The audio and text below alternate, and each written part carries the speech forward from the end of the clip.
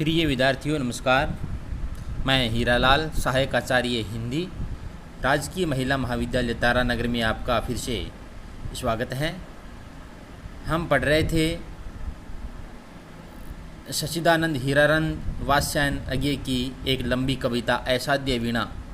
असाध्य वीणा के 3 भाग हमने पूरे कर लिए थे और अब चौथे भाग के बारे में हम पढ़ेंगे, जिसकी महत्वपूर्ण व्याख्याएं हैं और उसमें आप ये समझने का प्रयास करेंगे कि असाध्य वीणा है वो किस प्रकार से उसमें ईश्वर उत्पन्न हुआ। आइए तो पढ़ते हैं।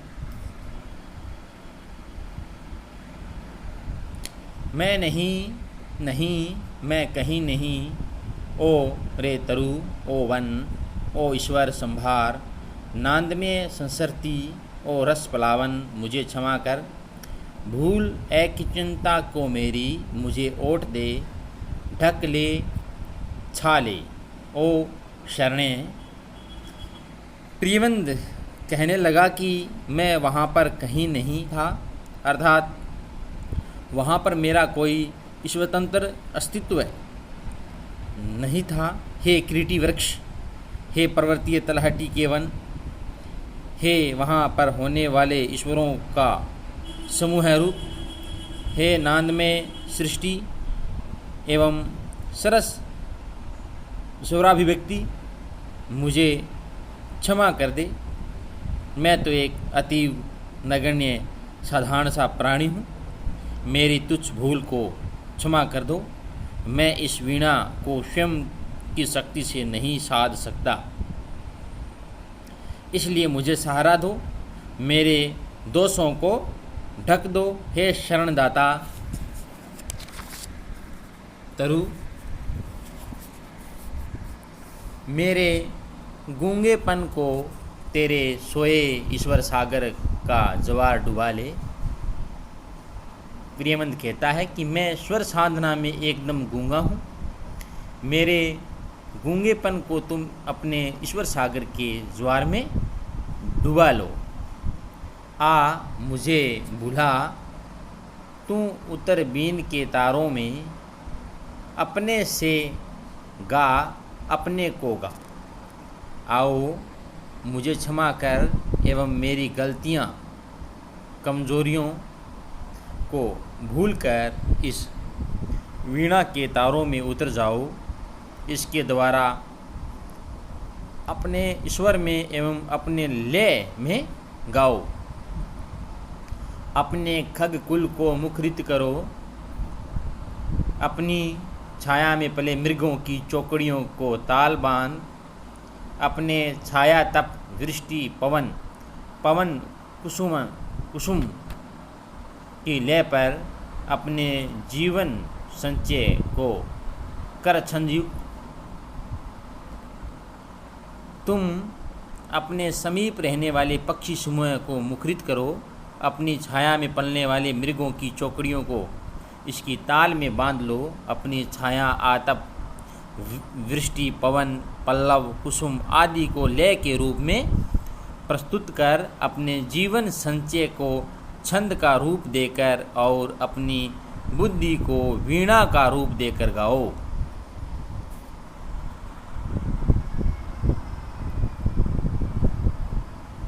अपनी प्रज्ञा को वाणी दे।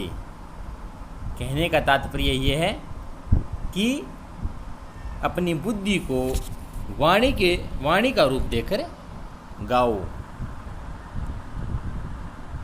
तू गा तू सनिधि पा, तू खो, तू आ, तू हो, तू गा। हे किरीटी तरु से निर्मित वीणा, तुम गाओ।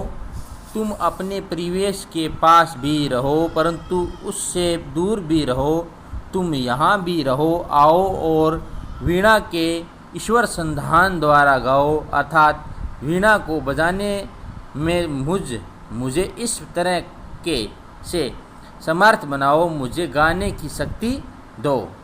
केश कमली प्रियवंत ने किरीटी वृक्ष से उनसे निर्मित वीणा से आत्मीयता रखकर ईश्वर संधान की क्षमता अर्जित की है।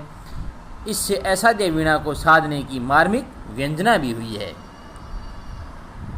राजा जागे, समाधिस्थ संगीतकार का हाथ उठा, कांपी थी अंगुलियां, अलस अंगड़ाई लेकर मानो जाग उठी थी वीणा। किलक उठे थे ईश्वर शिशु, नीरो पद रखता जालिक मायावी, सधे करों से धीरे धीरे धीरे डाल रहा था जाल हेम तारों का। कहने का तात्पर्य ये है कि उसे देखकर राजा भी सावधान हो गया था। समाधि में स्थित संगीतकार प्रियमवद का हाथ वीणा को बजाने के लिए उठ गया था। उसकी अंगुलियां वीणा के तारों को झंकृत करने के लिए कांपने लगी। उस समय ऐसे लग रहा था कि मानो अभी तक वीणा सोई हुई थी और अब अंगड़ाई लेकर जाग उठी थी। अभी अभी जागने से उसमें कुछ आलस्य भी विद्यमान था। प्रियवन द्वारा बजाए जाने पर वीणा के ईश्वर इस प्रकार मधुर लग रहे थे जैसे छोटे बालक की किलकारी हो। जैसे किलक उठे थे ईश्वर शिशु, छोटे बालक की किलकारी हो, स्वर रूपी शिशु किलकारी कर रहा हो। जैसे नीरव पद रखता जालिक मायावी, जैसे धोखेबाज बहेलिया, जालिक माने बहेलिया या मछुआरा, जो अपनी जाल में मछलियों को पकड़ता है।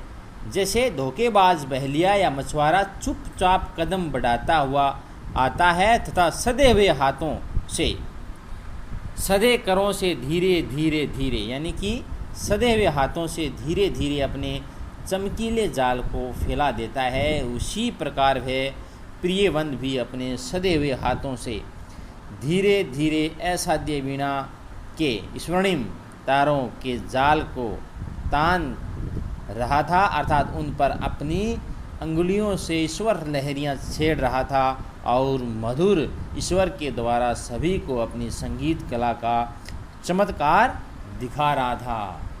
कहने का तात्पर्य यह है कि प्रियवंद को जालिक और वीणा के स्वर्णिम तारों को चमकता हुआ जाल बताया गया है। यहाँ पर कवि की मनोरम कल्पना है वो द्रष्टव्य है। सहसा वीणा झंझना उठी, सहसा वीणा झंझना उठी, संगीतकार की आंखों में ठंडी पिंगली ज्वाला सी झलक गई, रोमांच एक बिजली सा सबके तन में दौड़ गया। कहने का तात्पर्य यह है कि काफ़ी देर तक समाधिस्थ रहकर प्रियवंद ने वीणा को उठाया तथा धीरे धीरे सधे हुए हाथों से उसे बजाना प्रारंभ किया। जब वीणा के स्वर्ण निर्मित तार सहसा झनझनाने लगे तो उससे वहाँ पर उपस्थित सभी लोग एकदम भावमग्न हो गए। उस समय संगीतकार की आंखों में मानो ऐसी ज्वाला झलक रही थी जो पिंगल भी रही थी और ठंडी भी थी। जैसे रोमांच एक बिजली सा चमक गया, तन में सबके तन में दौड़ गया। भाव यह है कि वहाँ पर उपस्थित सभी लोग एकदम भावमग्न हो गए। वीणा की ईश्वर लहरी बहुत मधुर थी, इसलिए वह ठंडी लग रही थी और संगीतकार का भावावेश में उसे बजाना मानो भावों को पिघलना था। जैसे संगीतकार की आंखों में ठंडी पिंगली ज्वाला सी झलक गई। ये दोनों स्थितियाँ उस समय एक साथ दिखाई देने लगी। जैसे बिजली का तार सहसा शरीर को छू ले और उससे रोंगटे खड़े हो जाए, वैसे ही यह वीणा समय पर वीणा की ईश्वर लहरी से सभी के शरीर में रोमांच हो रहा था। अवतरित हुआ संगीत स्वयंभू, जिसमें सोता है अखंड ब्रह्म का मौन, अशेष प्रभा में डूब गए सब एक साथ, सब अलग अलग एकाकी पार तिरे। कहने का मतलब है कि वह स्वर लहरी रूपी बिजली का तार सभी के शरीर को छू रहा था। उस समय ऐसा संगीत सुनाई दिया जिसमें सारा अखंड ब्रह्मांड सोया हुआ सा लग रहा था और ब्रह्म का मौन मधुर तेजस्वी रूप मानो चारों ओर फैल रहा था। भाव यह है कि वीणा का संगीत अतीव चमत्कारी, अलौकिक, आनंदमय एवं शांत दीप्ति से मंडित था। उस संगीत को सुनकर अर्थात प्रियमन द्वारा वीणा बजाने पर सभा में उपस्थित सब लोग उस मधुर ईश्वरी में डूब गए। सब एक साथ उसका आनंद लेने लगे।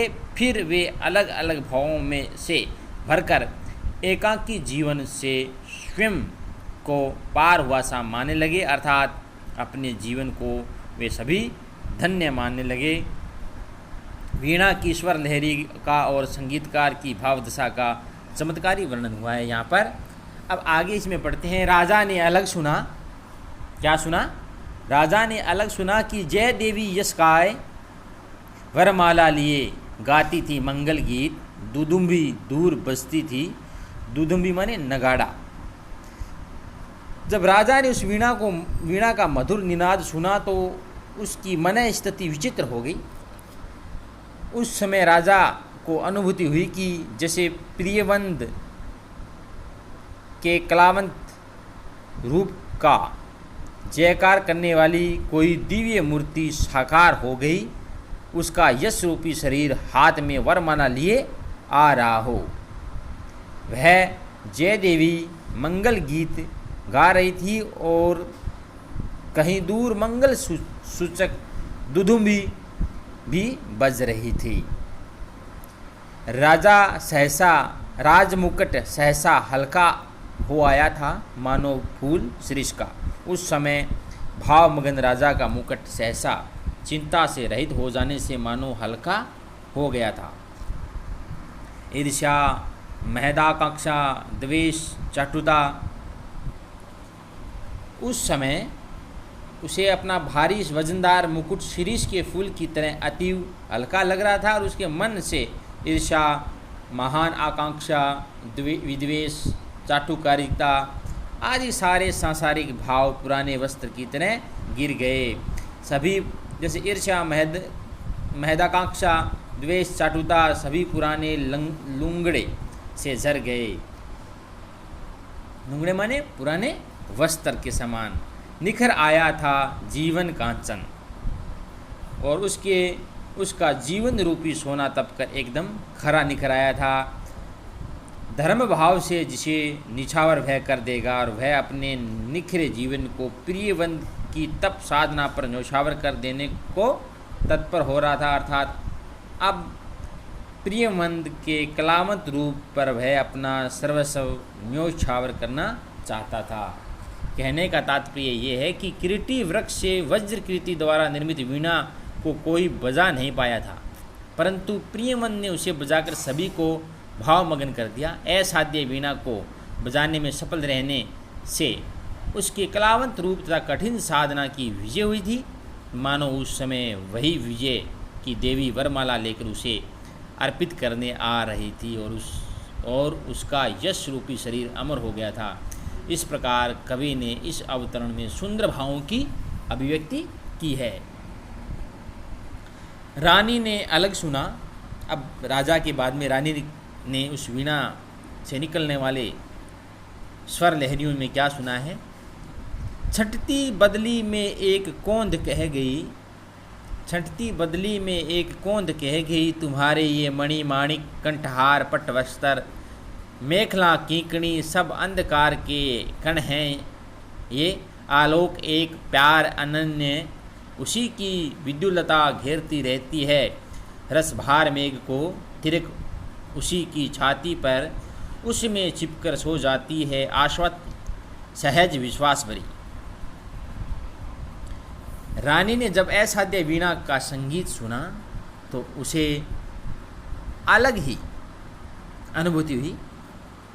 उसे ऐसा लगा कि जैसे जल वर्षा करने के बाद छंटती हुई बिजली में एक कोंद चमक गई हो और वह कोंद कह रही हो कि तुम्हारे ये मणियों और रत्नों से निर्मित आभूषण कंठहार और सुंदर रेशमी वस्त्र, करधनी तथा कमर में बंदी क्षुद्र घंटिकाओं वाली करधनी आदि सब अंधकार अथवा तमोगुण के कण हैं।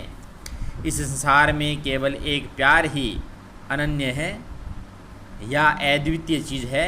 उसी प्यार की चमक या निर्मल आभा बिजली की चमक के रूप में जल से भरे बादलों को घेरती रहती है। वह विद्युत लता उन बादलों में ही क्षण भर चमक कर फिर उन्हीं में छिपकर सो जाती है, विलीन हो जाती है। उसे बादलों से किसी बात का भय नहीं रहता।